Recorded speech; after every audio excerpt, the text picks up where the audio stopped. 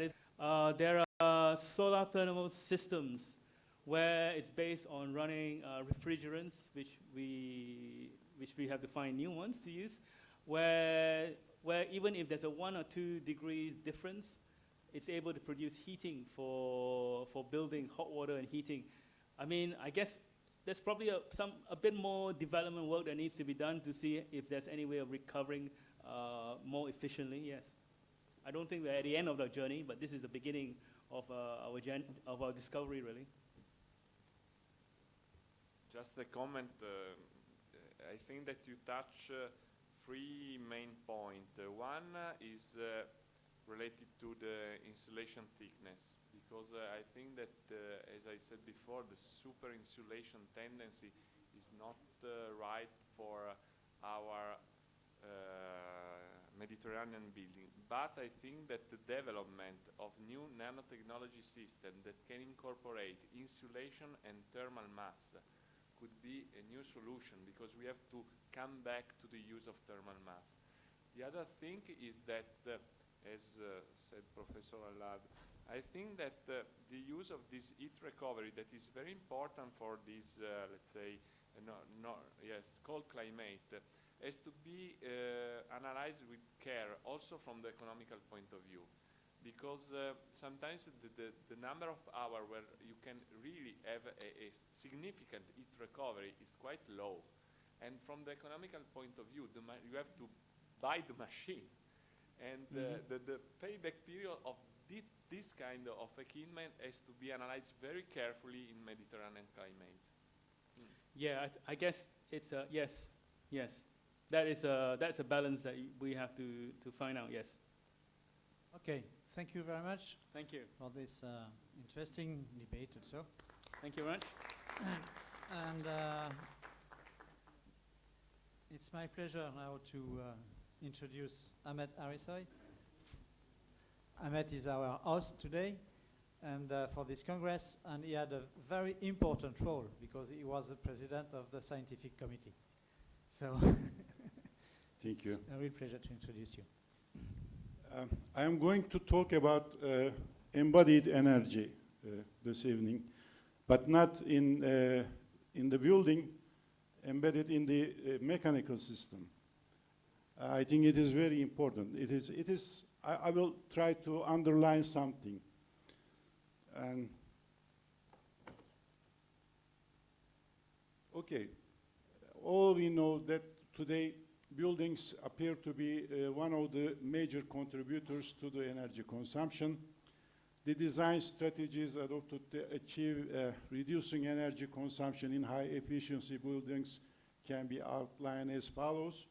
We all heard about those things: design of high performing building envelope, high efficiency HVAC equipment, and system use, on-site energy production from renewable sources, etc.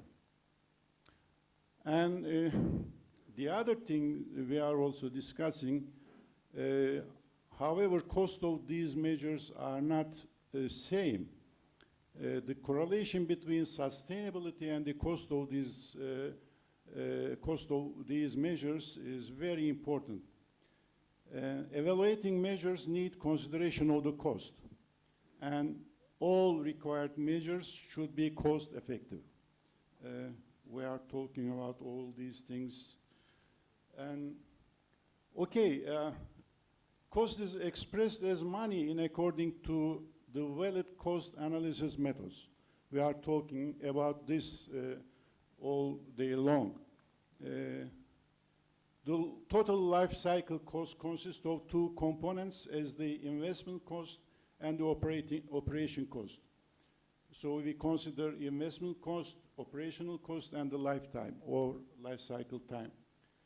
And it is desired that total cost of any measure is being less than the alternative measures. When we are trying to select a system, we compare their costs, and if one is smaller or less than the other alternative, we thought that it is a good solution. And However, cost is however, in this economical analysis, some economic parameters play role. For example, economic incentive. I mean the economical support by government or something like that. Inflation rates and interest rates and the profits. These are parameters, economic parameters, and they play a very important role on this cost calculations. And these parameters create deviations from the real corresponding energy values. For example, if we consider renewable energy generation, and usually it is expected governmentally this type of measures should be supported, or and it is actually it is supported in many countries, and they may be cheap comparatively. An economical cost analysis without reflecting a real energy budget can carry this system to an advantageous position. On the other hand, the other important issue is this economical cost analysis usually cannot consider the environmental cost of the system operation. And the second very important point is this. As the result, economical cost analysis doesn't end up with realistic conclusion always. Yes, sometimes it is reasonable, but especially in special cases, it cannot be rational. Another emerging cost analysis cost analysis procedure is doing all calculations in terms of energy quantity. Not in terms of money, in terms of energy quantity. In this evaluation, each term of the cost analysis is expressed as energy quantity.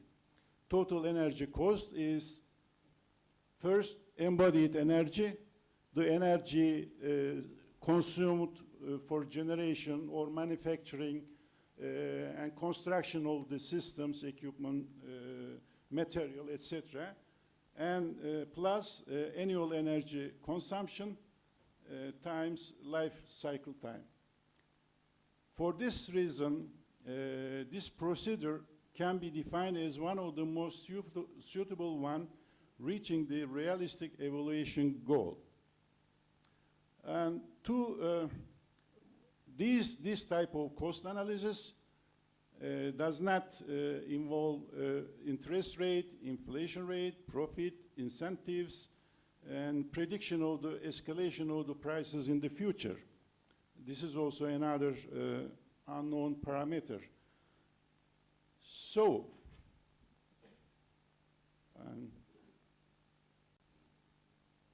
okay.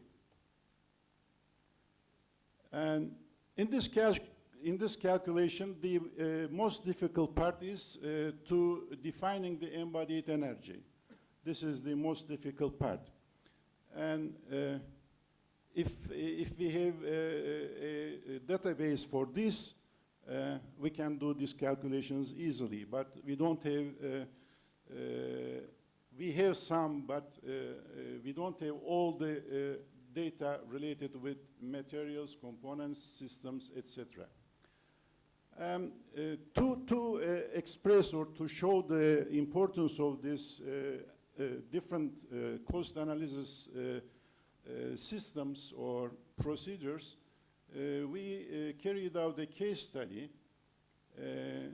We just selected only 2 measures, and we selected a sample building and 2 alternative measures. One is the related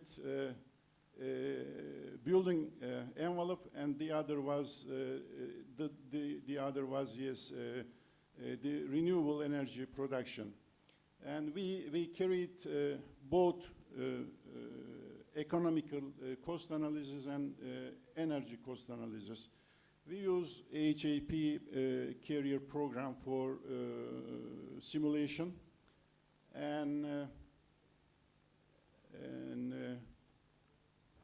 we first of all we define a reference building, and we calculated all the energy demand. It is related HVAC energy consumption, lighting, and the equipment. And this building is in Istanbul, four stories, and total usable area is 4,000 square meter. And okay, the first measure is high performance building scheme. And we have here some alternative materials, insulation materials, and this one I call it new material. I'm not favor of this material, but just an example. It's a striking example. Just we pick up the data from its technical catalogs. And the rock wool or polystyrene, and the heat conductivity of these materials are almost same, but the striking value is here. The embodied energy is 5 kilowatt hour per cubic meter for this new material, and the embodied energy for rock wool or polystyrene is comparatively very high, 600 or 650. So, and if we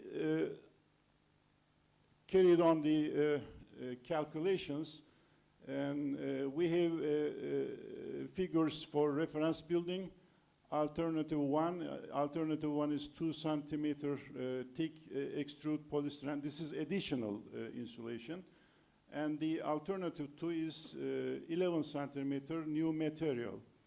And as you can see, the cooling demand, heating demand, and the HVAC energy consumptions are these. So this is important.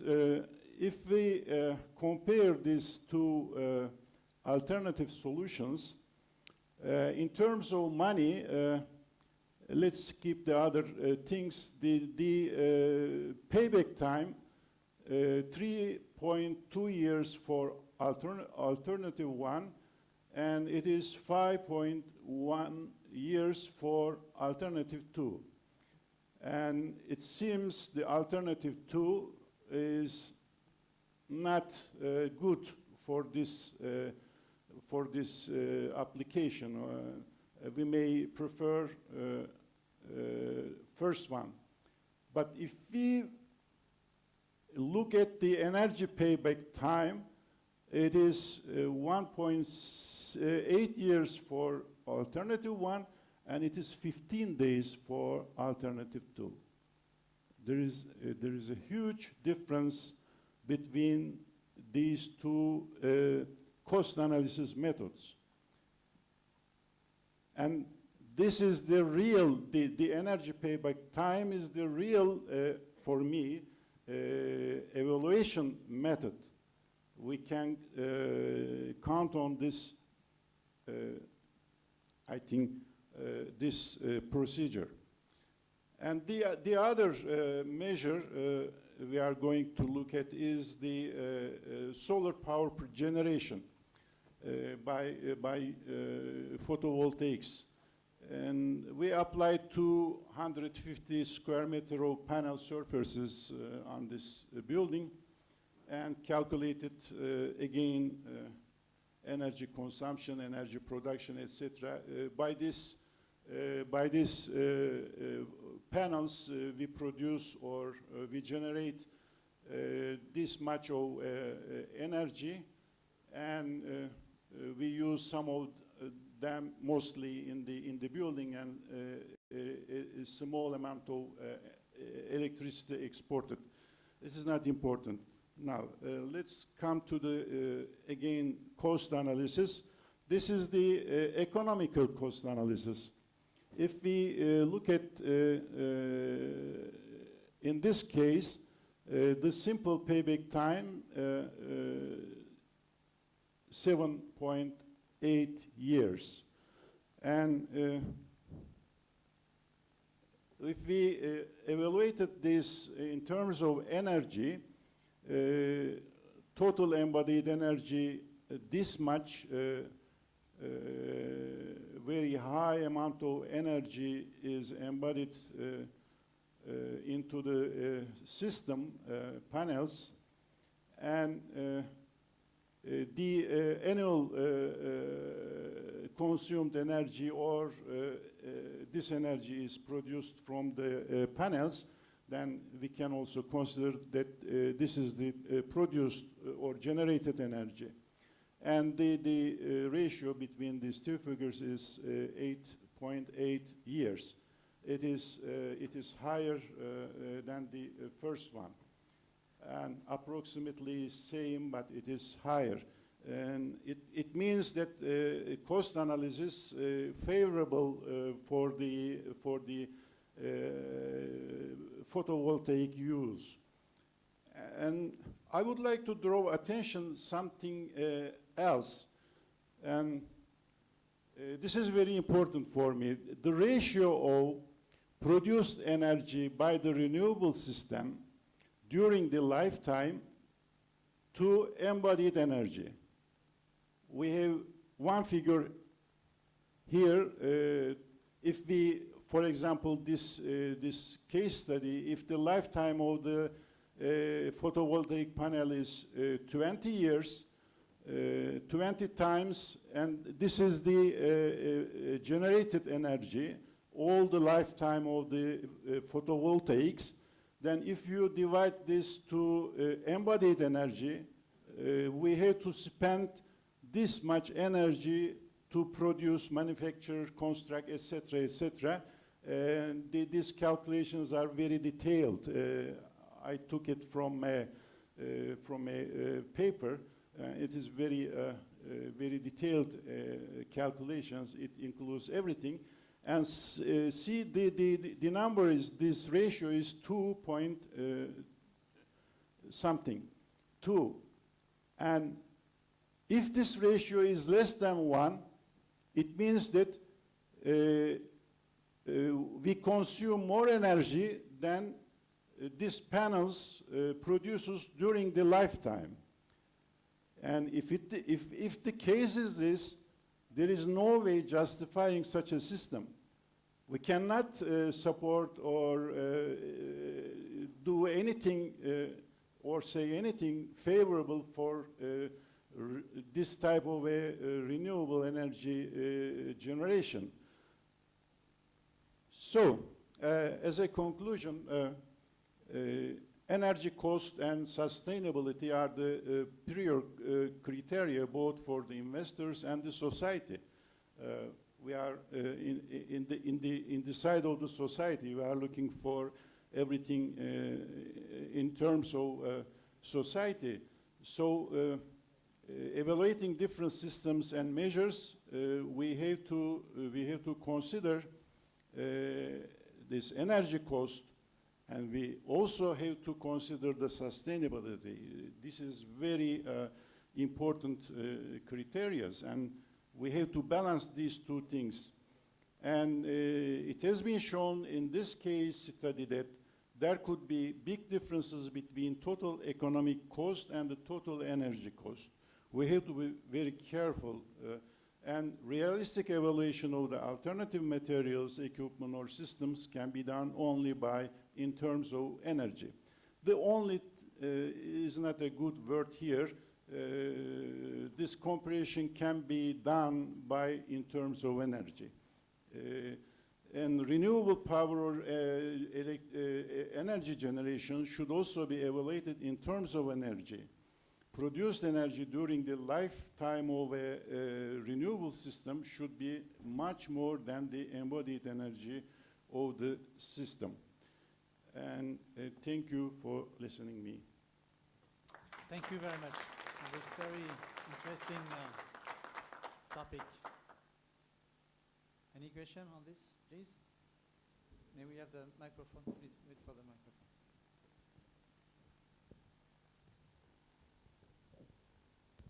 If your PV calculation is realistic calculation, I don't know whether it is realistic or not, you take it from real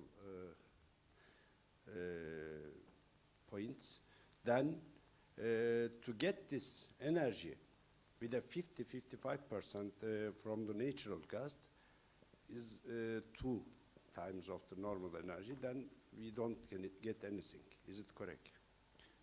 Yes, first of all, this PV calculations is very realistic. You know, I didn't do this, but I took it from a very good paper. So it is very realistic. But you know, the figures changing day by day.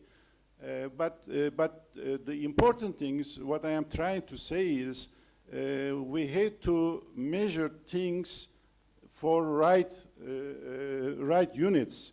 The energy, our main target is energy. So we have to talk about in terms of energy.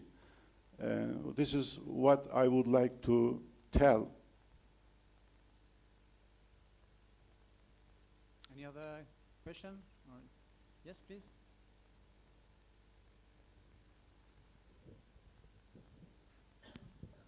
Thank you so much for your presentation.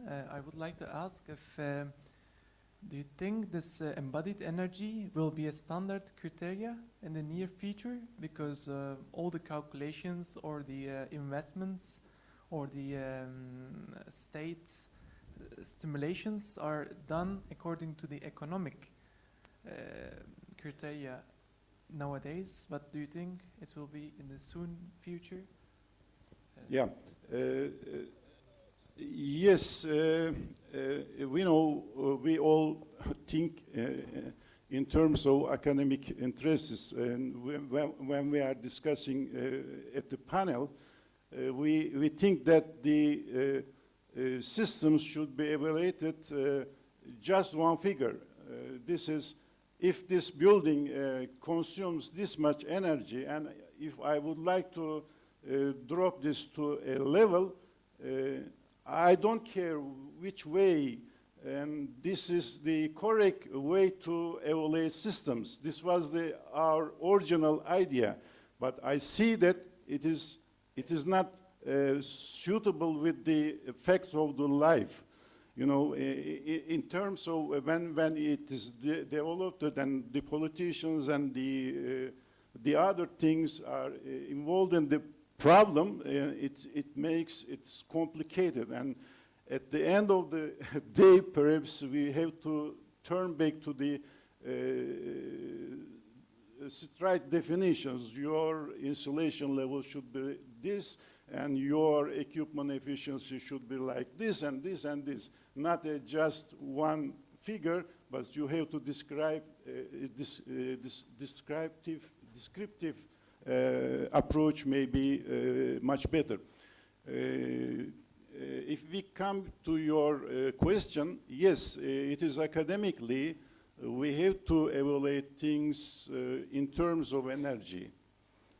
But as I told at the beginning, it is very difficult because we don't have a database for those type of calculations. And if we start to calculate these things, I think more fight will be occur because, you know, this is a very commercial things, you know. Everybody would defend some part of the problem, and the database, a very undependent or dependable database is very difficult. And I think it is very difficult in terms of standards or something like that. But I would like to draw attention on this type of analysis. Perhaps this may help us evaluating things. One question or? a comment on that. I completely agree with you. I'm sure, I'm convinced that it will integrate the next generation of regulation in Europe. I'm completely convinced of that. We worked on a report for the EC, I think, more than 10 years ago with Matt Santamaris and other colleagues on the importance of embedded energy in the construction. And so now we are progressing. I agree with you, the main problem is to get the data, but we are building databases in different countries now, so we are close to the point we are able to evaluate it. So I think it's the next evolution in our regulation too, is to take into account this kind of things. And with very low energy building, it's really important to do it. Because if not, you may have wrong, let's say, good solution. And if you make the calculation only on the performance as we do now, and if you integrate this kind of evaluation, you may have very different evaluation of the energy performance. I agree with you. Just a brief comment about that. I think that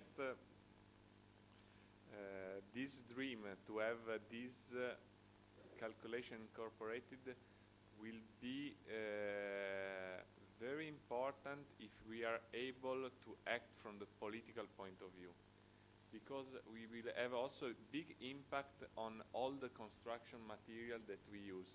So it will be a revolution.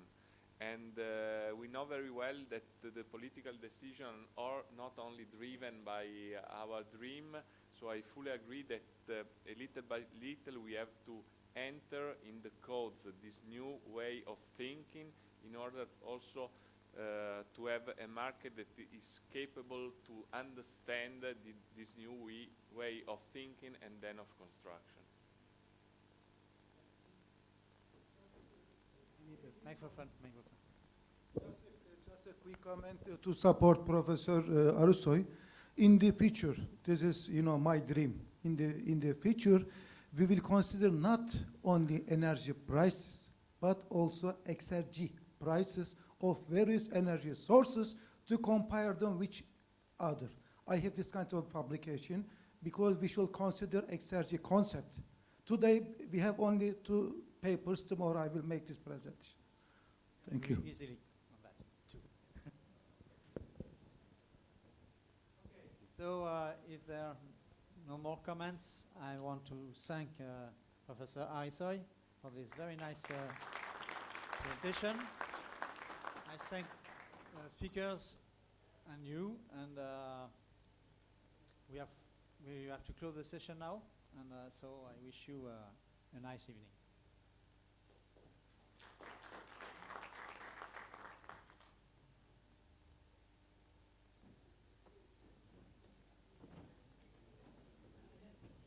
No, we have some posters we can visit also. Yeah, excuse me.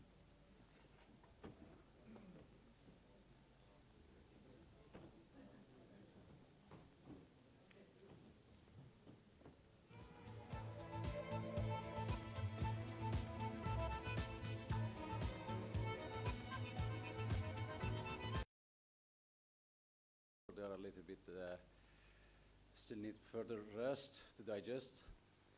But in order to follow the program, I would like to start a presentation. I believe officially we have to start 9:15. We are 5 minutes late. My name is Fari Borja Higat. I'm chairing this session. And we have 4 presentations in this session. And the first one is given by Professor Vergon from Lyon University. The title presentation is Modeling Zero Energy Building, Technical and Economical Optimization. Joseph?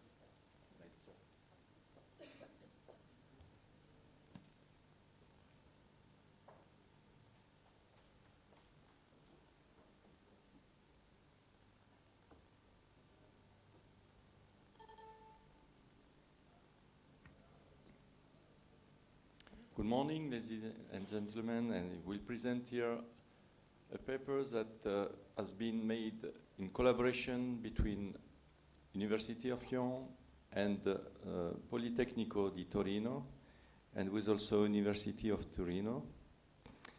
It deals with modeling zero energy building, and it's upon technical and economical optimization.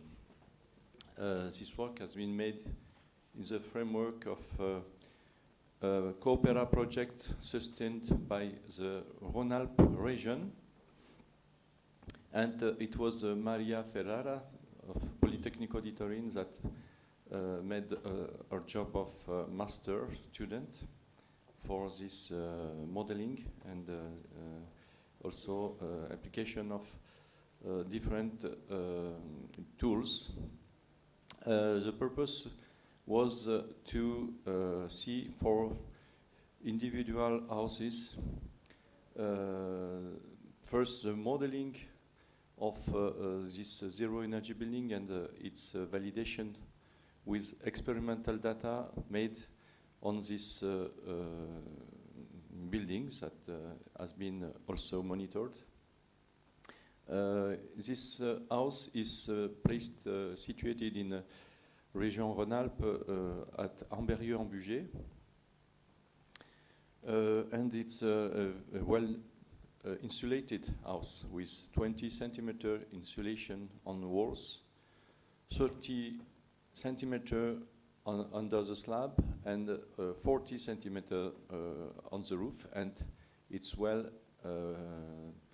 equipped with good windows, with a good area exposed to the south. The simulation has been made with the Transys tool, and this Transys tool is made with the simulation of the buildings with type 56, but also with the simulation of the different equipments and systems like double flux ventilation, and also a system of ground ventilation, and also heat pump.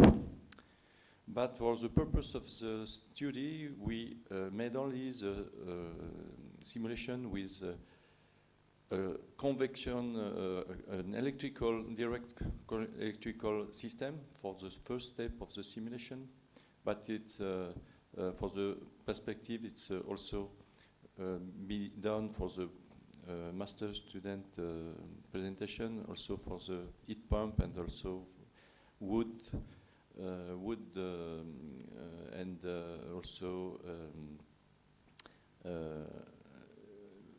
gas boilers.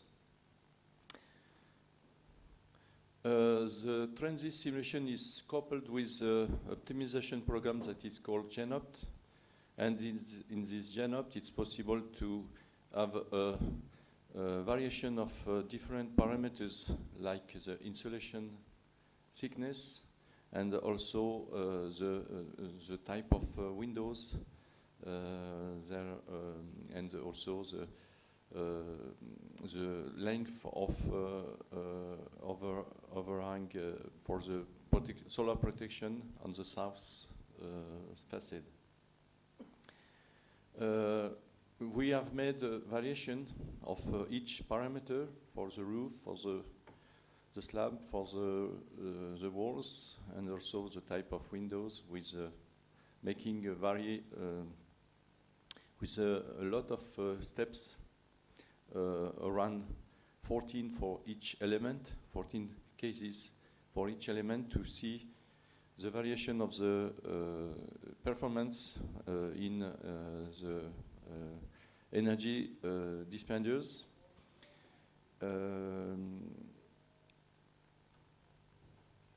And it was also calculated the unit cost of each element with functions that has been constituted with the prices of, for example, the bâti prix in France. We have some prices of different elements, with also the price of the installation. And it was made a correlation with the exponential function for the thickness of the insulation, and for the windows it was a linear variation of the price with the area of the window. It was also taken into account the lifespan of the system, the HVAC system. For example, for a heat pump, it will be taken 15 years. For electrical radiators, 15 years also. Boiler gas, 20 years. That is to take it into account with the time of the building, because the calculation of the global cost that is made with the EPBD regulation indication, the calculation is made upon 30 years, and so it's taken into account the replacement of each HVAC system if necessary. During this simulation, it was possible also to see the impact of different variation elements, like the impact of opaque envelope insulation for the slabs, the roof, or the walls. And this variation has been analyzed for the cooling and heating needs gain. And here you can see that if you increase, for example, in the first graph, you increase the insulation of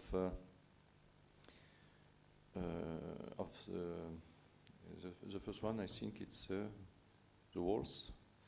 No, the slabs, hot wall roof.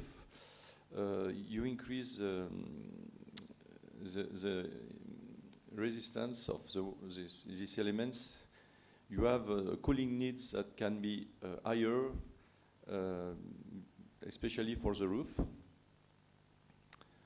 Okay, and for heating, it's better to have a better insulation.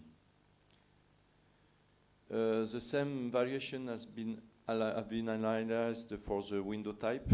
We have analyzed, for example, double windows, or with low air, and also gas, argon gas, and triple windows, to see the variation of the possible heating in needs gain. After it was made the calculation of the global cost, taking into account the initial investment and also the operation, maintenance, and replacement costs, pondered with discount rate during time, and we have minus the residual value of the HVAC system if at the end of the 30 years the system is always operational. And it was possible with the GenUp tool to see what is optimal for the cost of the global cost that integrate the investment and also the operation cost. And it's possible to see in the first graph with only variation of the envelope insulation, that you can reach an optimal cost for a high level of insulation, because here we have made the calculation for the electrical, direct electrical heating, that is a high cost of energy, and so it's important to have a good insulation. And we can see the different points like B, that is the maximal investment cost, that corresponds also to the better insulation, and the point C, that is the minimum investment cost, that corresponds to the lower insulation value. And the second graph, you can see that it's possible to have a lower cost, the global cost, because you have about 30 euros per square meter.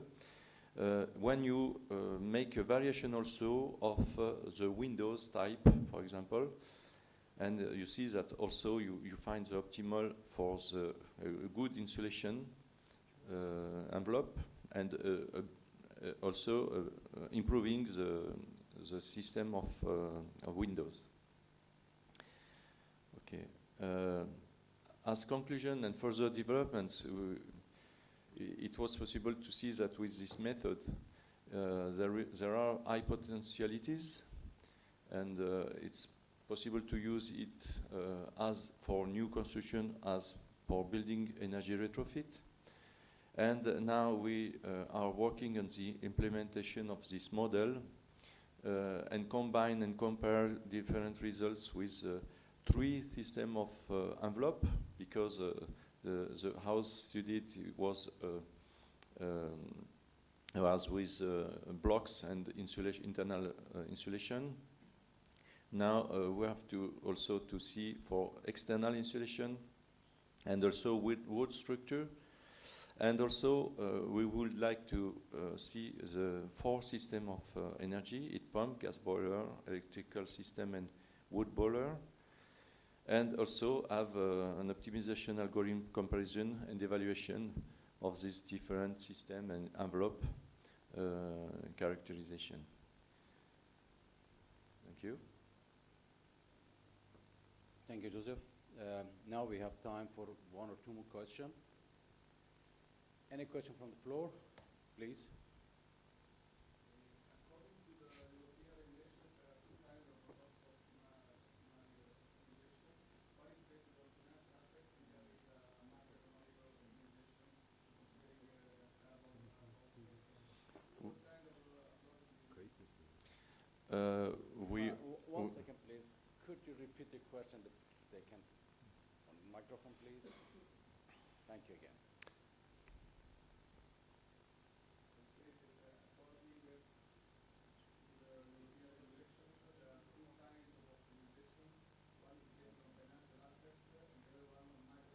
I'm sorry, Joseph, believe there is technical problem.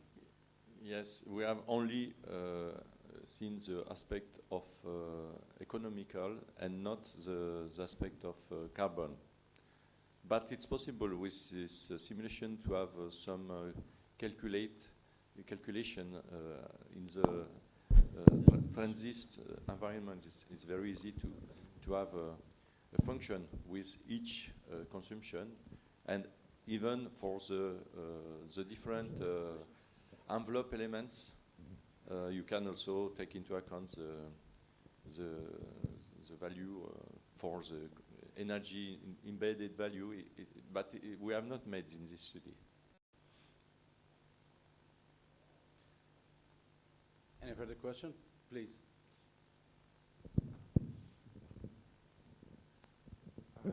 Probably I couldn't catch what you tell us related with the heat gain in the case of cooling. There are minus values. What does it mean, that minus values? Okay, the reference of these curves was made with the house we studied, and this house was well insulated, but it's possible to have better insulation or lower insulation. So the reference 0 was for this house studied. Okay.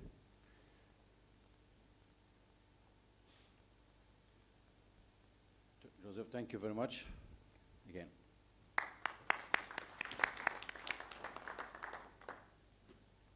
Now we move to the second speaker, and the title of the paper is Numerical Study of Smoke Distribution in a High-Rise Building.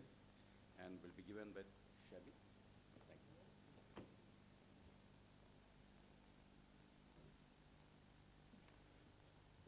Thank you, Chairman. I am Feyza Çebi from Firtem Ayşe R&D Department. I will present my thesis study, which I work with Erhan Böke from Istanbul Technical University.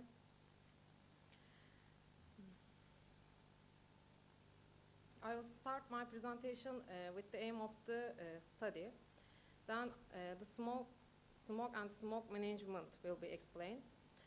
Thirdly, the fire scenarios which we modeled in our study will be presented. And lastly, the result and the conclusions will be shown. Today, in fire, smoke is the most significant threat to human lives. And this has led studies to this subject. Similarly, our study is about smoke and smoke management, smoke distribution. Aim of study is investigation of smoke distribution with CFD in a high-rise building with atrium. Investigation of oxygen concentration risks at model building for human health. Reduction of smoke mass fraction in the building with the proposed fire scenarios. What is smoke?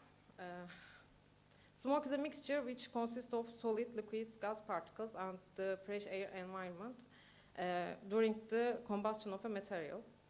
It threatens human lives directly with the toxic materials and leading gases. Moreover, with the solid and liquid particles, it damages the eyes and the breathing organs.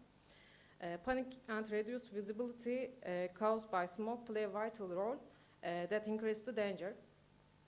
With toxic gases, there are tear gas and irritant gas in the smoke. These gases extend the length of time exposed to the smoke, and the risk of that increases.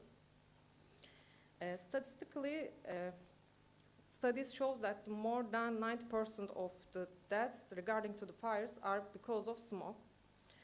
Intense smoke is toxic significantly, and it reduces visibility critically. We investigated the smoke distribution in a high-rise building with atrium. So what's atrium? Atrium is a large open space located within a building. They are commonly used in malls with circulation areas. These are the discharge ways for people to exit the building, to exit a secured place out of the building. Atriums are around by the usage areas, and they have connection gaps between the floors. So therefore, it has a serious risk for spread the fire and smoke. The main method for smoke management in high-rise building is to collect the smoke in a region, in a certain region, then exhaust the smoke with natural openings or from a mechanical exhaust system. In smoke management, fires are investigated in two situations. First, room fires is the fires which occur in small places like offices, hotel rooms, or houses. Large space fires are the fires which occur in large spaces like malls, atriums, exhibition halls, conferences halls, or aircraft sheds. As I mentioned before, the building we modeled was a high-rise building with atrium. It contained 2 blocks, but only one of the blocks was modeled. Totally, a building has 10 floors, 1 restaurant floor, and an installations floor. We modeled 6 of the normal floors from 5th floor to the 10th floor, and restaurant floor. There are 3 fire pools in the 5th, 8th, and the 10th floor workshops. As you can see from the picture, only 1 workshop was modeled for each floor at the same time of the corridors. At each floor, we had circulation area around the atrium.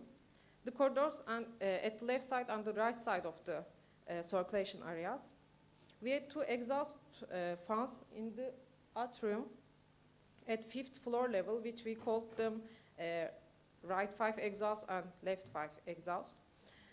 Also, we had 2 jet fans at installation floor which we called front exhaust and back exhaust.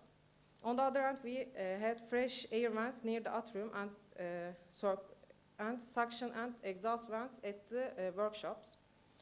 Also, there are openings at the end of the 5th, 8th, and the 10th floor ends at the right side corridors. We made some assumptions to analyze the cases. Smoke is modeled as carbon monoxide, therefore thermodynamical properties of carbon monoxide is used. Combustion and chemical reactions are ignored. It's assumed that the smoke sources are only pools which formed at specific floors, workshops.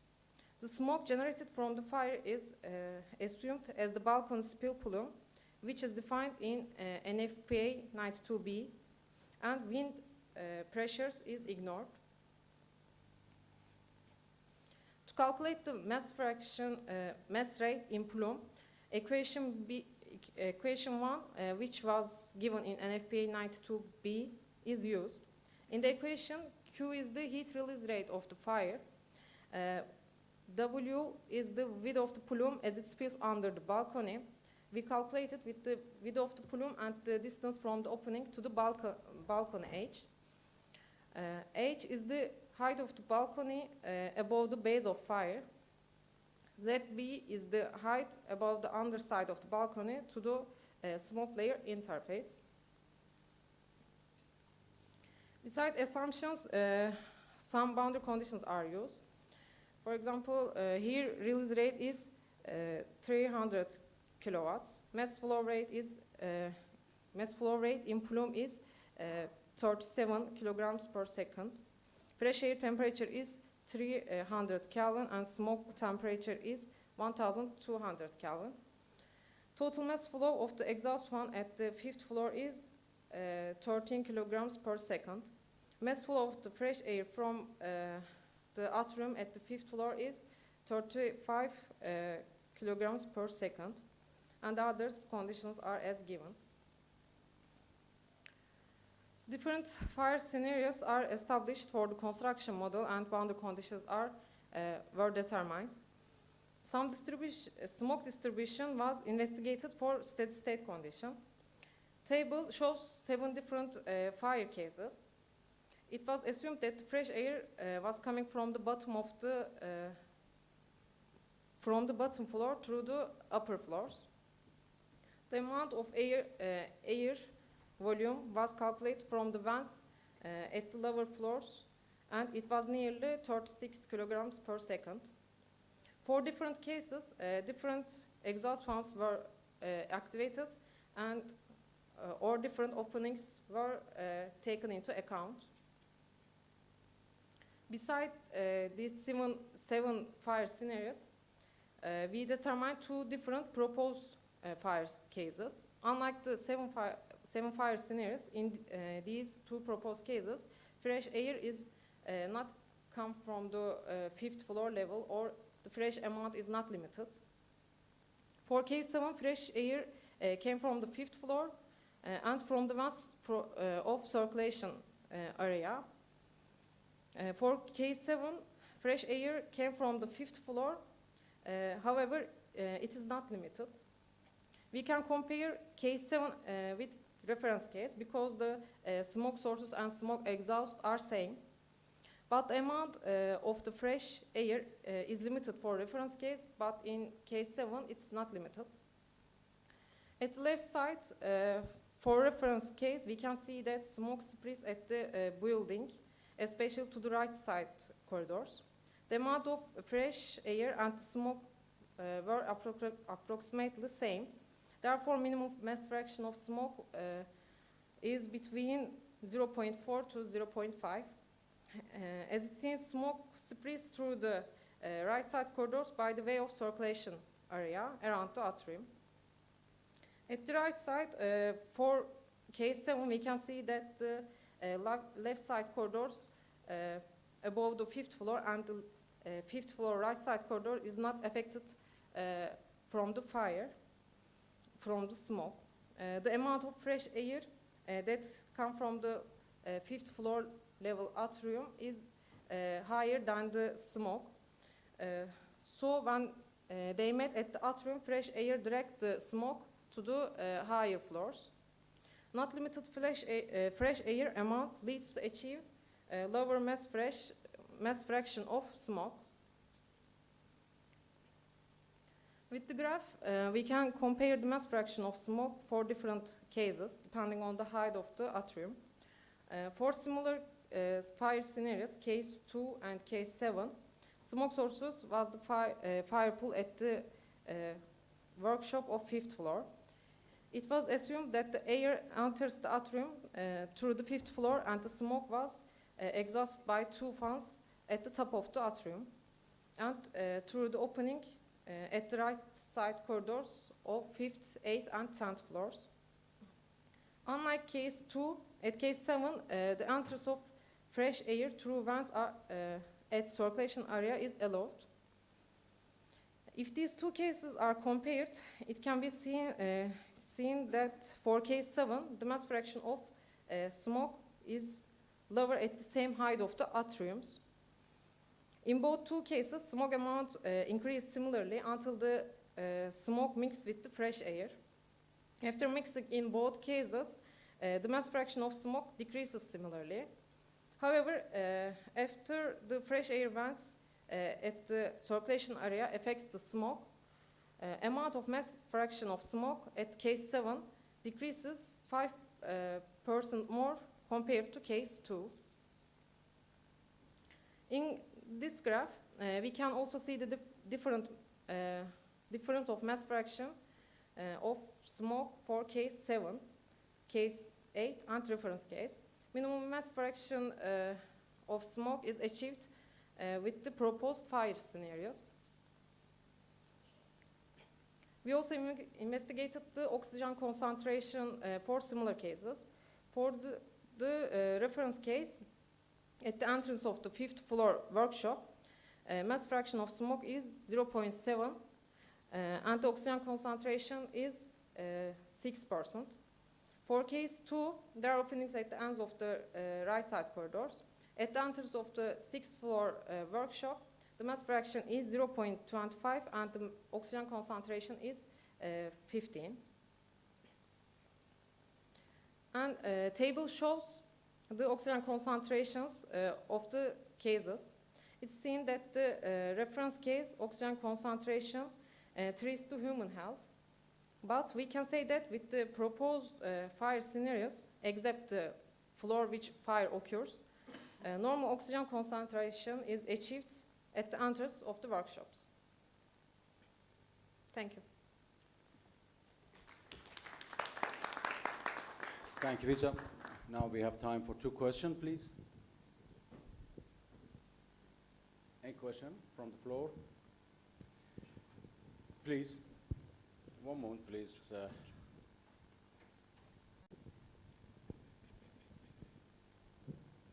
Attila Bıyıkoğlu from Gazi University. Did you not take into account time considerations? No. You have so steady state. Yes, that's no Time is time. important for these cases, I think, as compared to scenarios. The time was a critical point, I think. We assume that the fire is at steady state and we don't take account the time. And also you have considered the smoke only carbon monoxide, isn't Yes. it? Okay. And the simulations, how much time? The simulations take how much time? For CFD, CFD simulations. study, 1.5 months. And how about the grid that you used? Grid structure? Approximately 4 million grids 4 million meshes grids. we used Yes. for the modeled building. Okay. Thank you. We have time for one more question.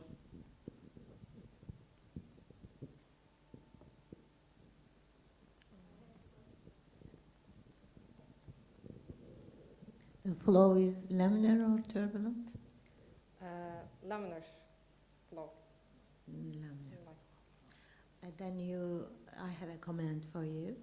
You can consider turbulent flow, and transient must be studied, and for further studies. Okay? Okay, thank you. Thank you very much. Now we move to the next presentation. Thanks again.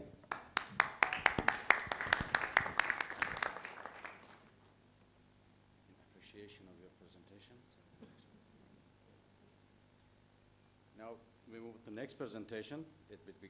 It's called The Influence of Thermal Bridges on Building Energy Performance, and will be given with Ms. Capozzoli, if I have pronounced it correctly, madam. In fact, I'm Alicia Gorrino. Alfonso One mistake. Capozzoli is not here. So good morning. I'm going to present you this work about the influence of thermal bridges on the building energy performance. Few words about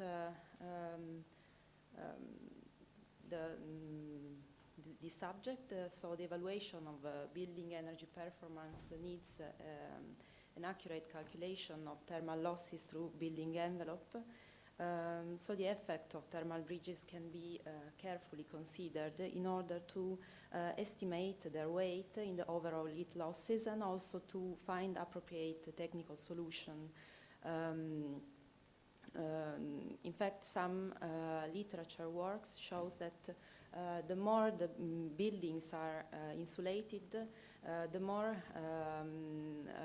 thermal bridges play a very significant role on the overall heat losses by transmission. This work aims to calculate, to find the impact of the most typical thermal bridges on the building energy performance of a typical Italian building stock.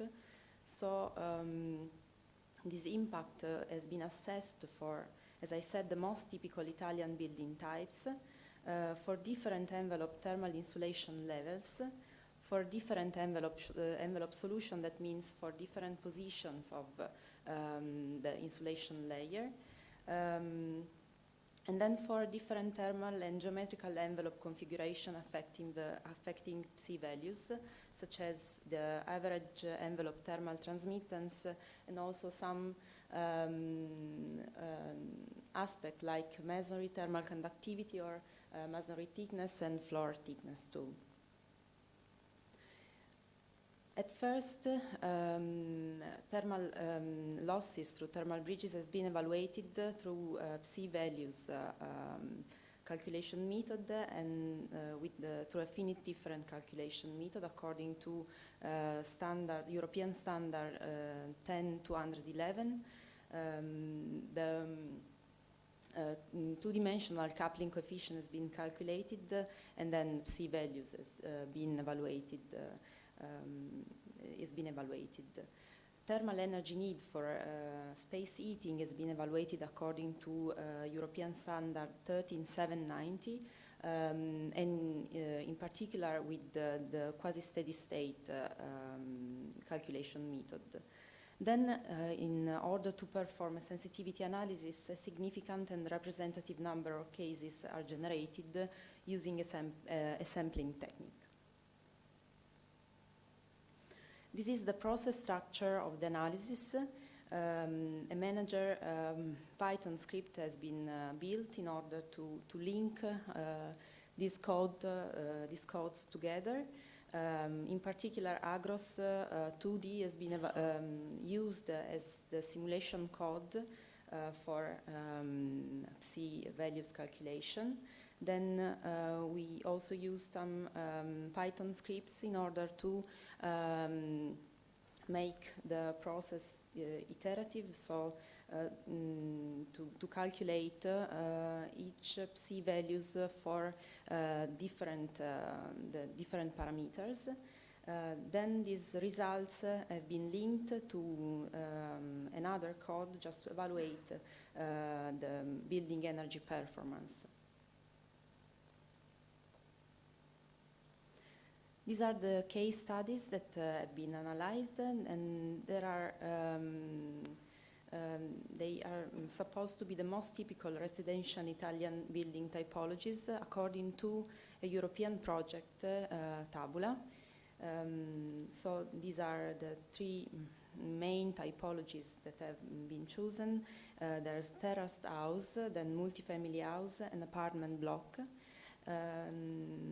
Let's say that we consider the climatic data of Torino, that is in the northern part of Italy. We considered also an internal heat gain of about 4 watt per square meter and an heat flow rate of 0.3 volume per hour. These are the main geometrical characteristics. Maybe the last one is the most important. It's the length of thermal bridge on the surface of the envelope ratio. Just notice that the terraced house is the one that has this ratio higher than the other one. So it's 0.64 instead of 0.4, 0.5. That means that thermal bridges length are more involved in heat losses through the entire envelope. Two more words about these case studies. These buildings are defined as theoretical buildings, so they are built on the basis of statistical data. They are not real buildings, so their characteristics are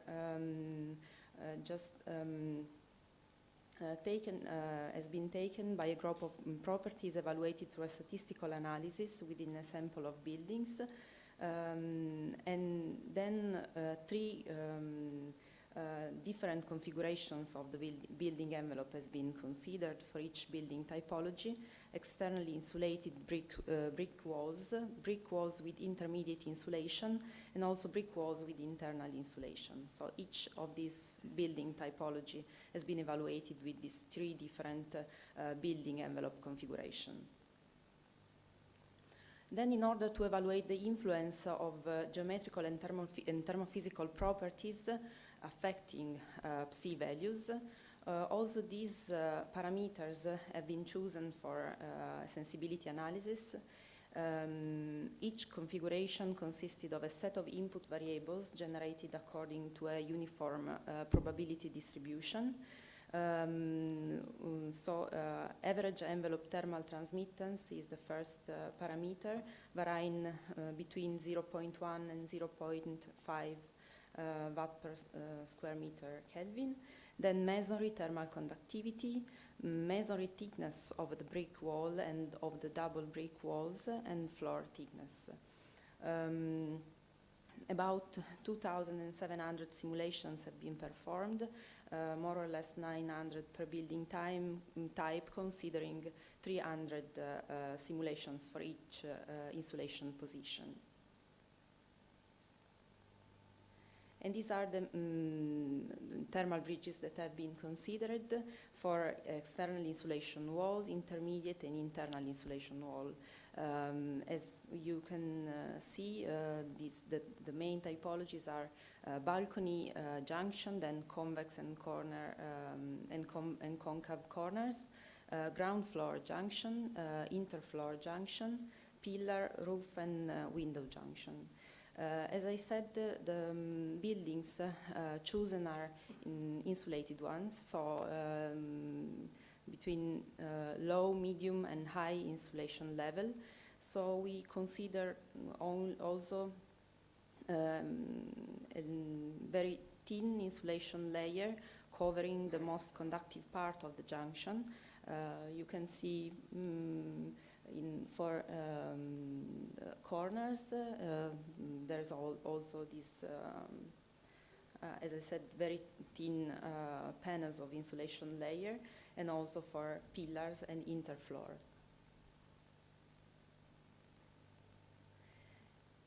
In this table is shown also the length of each thermal bridges for the three typologies. So we can see that terraced house has for terraced houses, windows plays a significant role. So it's 55 meter of length, and while for multifamily houses, maybe the most critical aspect could be interfloor, and also for apartment block. Even if also ground floor junction is still important for both of them. And these are the main results in terms of percentage share of thermal losses through thermal bridges on the overall heat transfer by transmission. We can see that obviously the more the envelope is insulated, the more thermal bridges influence is high. So we can, starting from apartment block and multifamily houses, they are very similar. The influence of thermal bridges is about 10–13%, considering a U values varying between 0.4 and 0.5, and considering an external insulation layer, while if we consider intermediate and internal insulation, the percentage is higher, so it's almost 20%, while if we consider a lower U values, this percentage is raising up to 30 for external insulation, up to 50% if we consider internal and intermediate insulation. For terraced house, the situation is quite a little bit different, because, as we said, the length of thermal bridges was higher, and we can see that this percentage influence is about 50% of the entire thermal losses. These are the main results in terms of thermal losses through a specific thermal bridge on the entire thermal losses.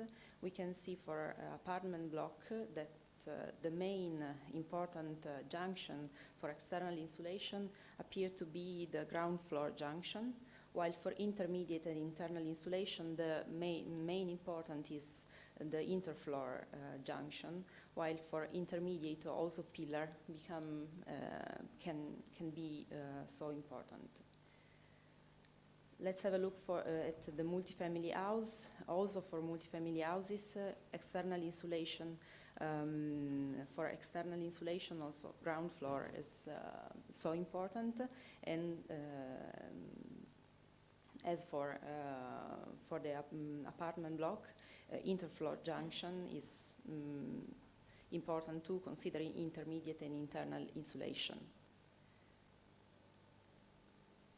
As I said, terraced house is quite different. Ground floor is the most important, but also windows are becoming maybe one of the important aspects for external, intermediate, but also internal insulation. And it seems that also in interfloor junction plays a quite significant role for intermediate and internal too. In terms of heating energy need and percentage share of heat transmission through the thermal bridges on the heating energy need for each building typology, we can see that also for apartment block and multifamily houses, this share is so high for if we consider a low U value, and raising up to 60%, and also to 70% if we consider terraced house. So it's quite important. Just concluding, in this paper, some general results on the influence of thermal bridges have been considered. Considering terraced houses for low U values, the thermal bridges effect can reach 50% on the heat losses by transmission, while for apartment block and multifamily houses, this value ranges from 40 to 45%. Considering apartment block and multifamily house with the external insulation walls, thermal bridge that mostly affects thermal losses is ground floor junction, while for intermediate and internal insulation, the heat loss is concentrated on the intermediate wall junction. For terraced house, also window wall is so important in the bidimensional heat losses. But we can see that for all the configuration analyzed, the intermediate insulation solutions are characterized by a higher value of percentage share. So of course these are not general results. In order to make more general results, few other thermal bridges have to be considered, and also other building typologies. So this work is going on that way. So thank you for your attention. Thank you.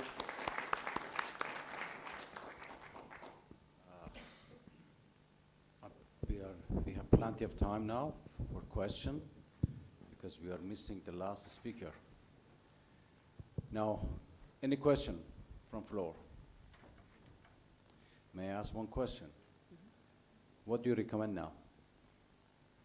Based on the result that you have, what is the suggestion? What is the recommendation? Yeah, I think that this could be some results useful, at least for just to know which are the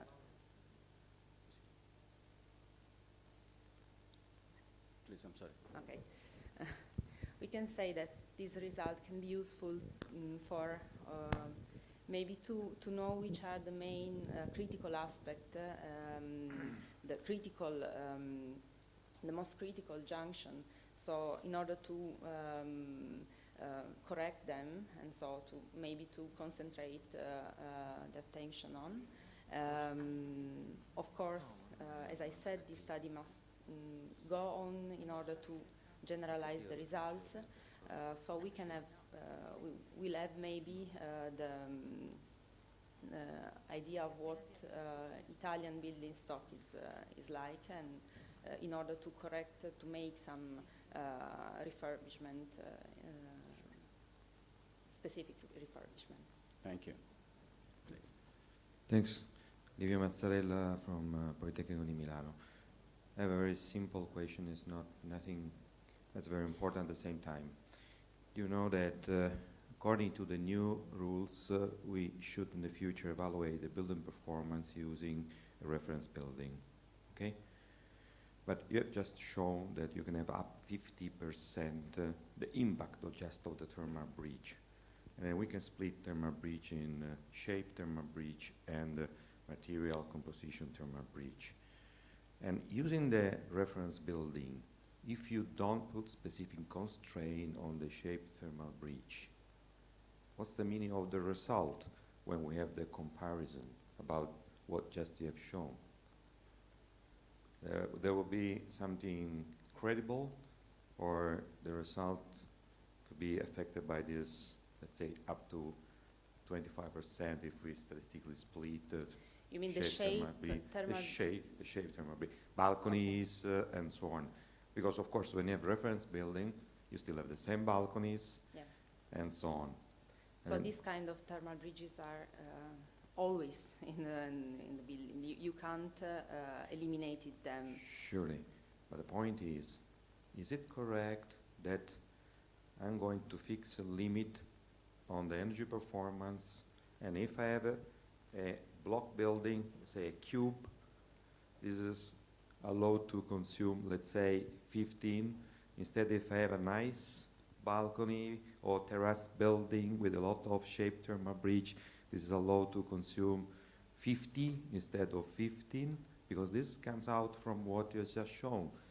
When I have a comparison between, when I use to fix the limit, the reference building, yeah, you have such a thermal breach also in the reference building too.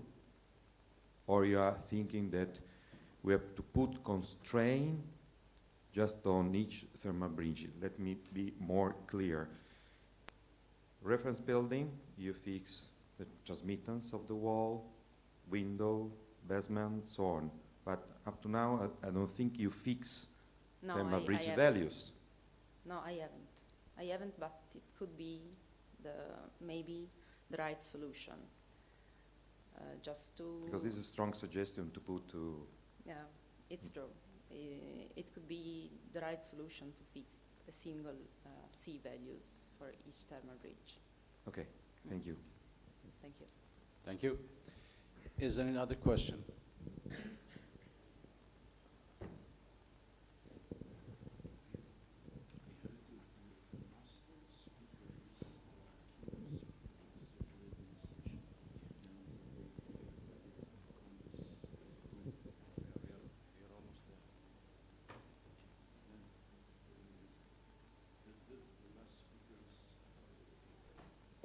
Thank you again for presentation.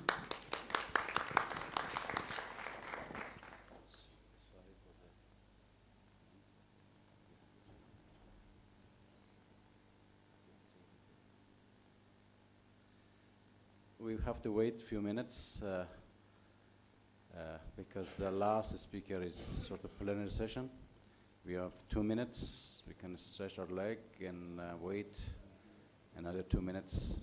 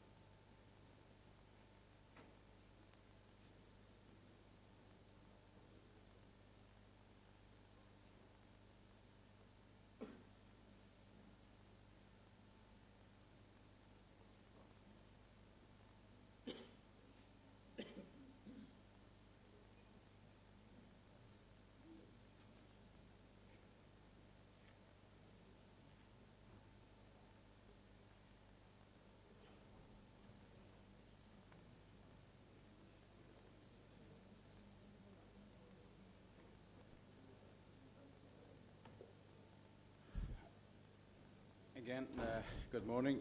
I would like to start the session. The last speaker is Professor Edward Maldorado. The topic of his presentation is the impact of EU building energy efficiency policy on HVAC in climate countries.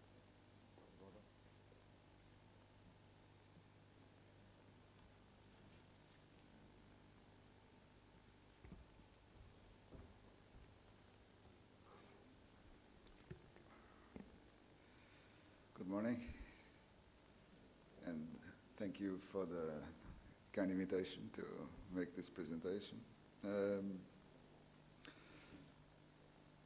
After hearing all the discussions yesterday, I must tell you that I changed my presentation from yesterday to today, namely to include a slide that you'll see from our conversation last night. But I think it is important to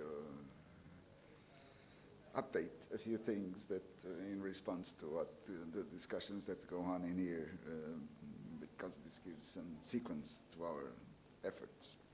Well,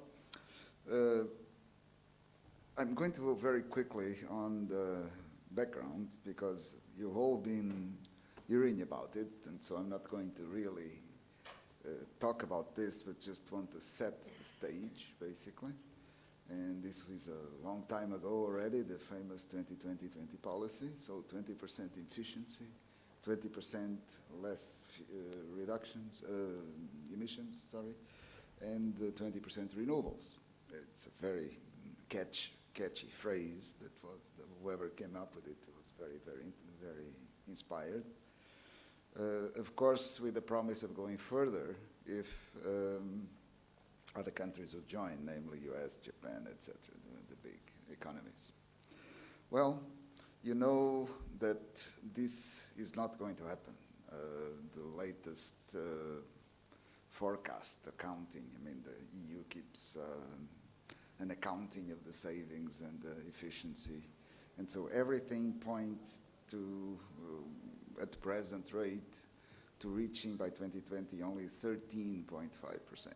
So we are not moving fast enough, which is not a surprise. I mean, usually go with good intentions and then you slow down. And so what I'm going to also discuss is a little bit why, and probably what we need to do, well, in my opinion, what we need to do to go a little bit faster.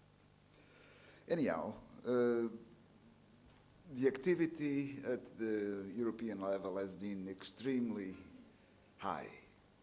We've seen directives, but by the way, a directive is something that the EU legislatures produce, mandating member states to implement certain legislation. But member states then are free to do it their own way.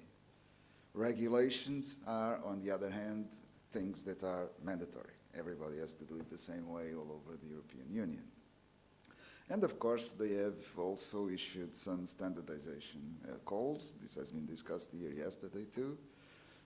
Promoted some research, development, demonstration, international cooperation with China, with Japan, with US. So there have been a huge number of actions to try to promote the 2020 objectives.